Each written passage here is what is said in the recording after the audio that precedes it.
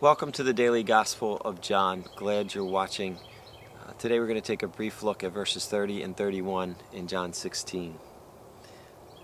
Now we can see that you know all things and that you do not even need to have anyone ask you questions. This makes us believe that you came from God. You believe at last, Jesus answered.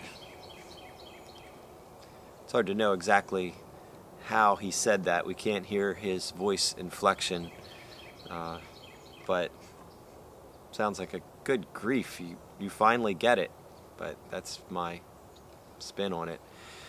But one observation I just want to consider about God in reading this.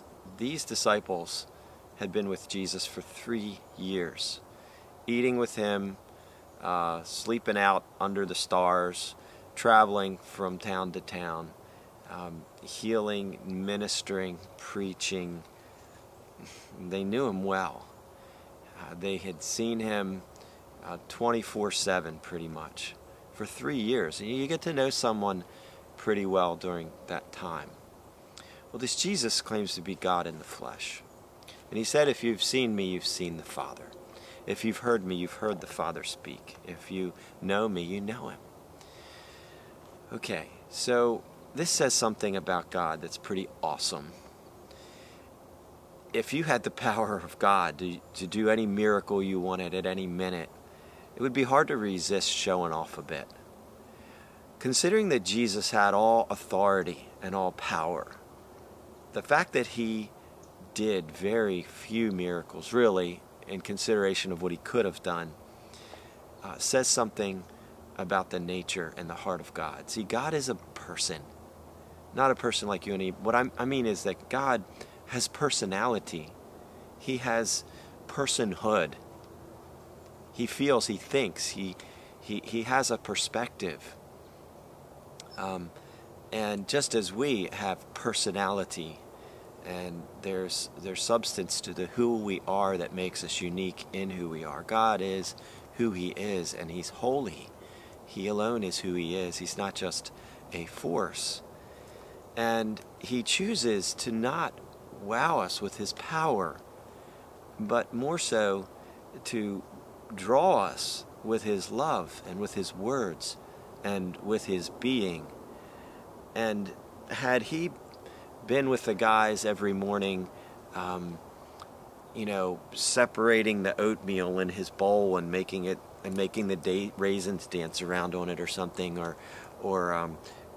creating new animals right in front of their eyes, or snapping his fingers and making a fire appear to cook their fish for dinner or something.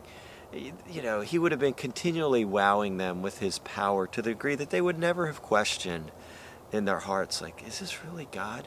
But he was so humble and real with them, respecting their human frailties and respecting their human personality, in the sense that he didn't want to bowl it over.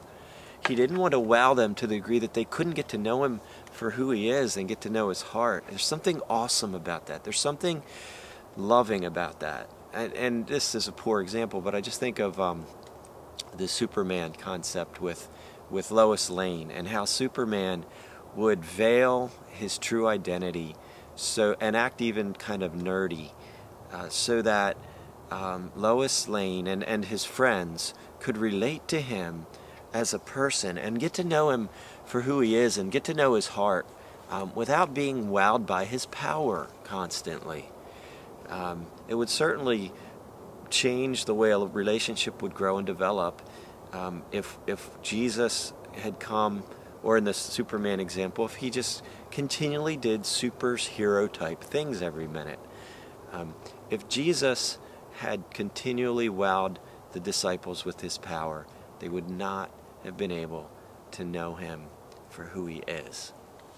And so I just think that's so loving and awesome about God, that you could be with him and almost forget that he's God, and have to be reminded. It also says something about how frail and forgetful we are in our humanity, and how effective the spiritual deception and darkness is all around us that we so quickly forget the amazing things. God has done so many amazing things in my life I can't even begin to say, and answered so many prayers and revealed himself to me in so many ways, so many funny little ways too, just quirky things that I'm way past ever doubting that he's there. But how quickly I seem to forget still just who he is and what he's done. Okay,